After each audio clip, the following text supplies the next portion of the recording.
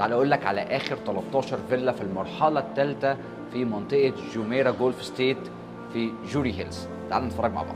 جوميرا جولف ستيت هو فيه 2 انترناشونال جولف كورس زي ما انتم شايفين كده، وعندي هنا كلاب هاوسز في كل حته، والمنطقه دي هي كلها هي مانشنز، واللوكيشن مميز جدا على شارع الخيل.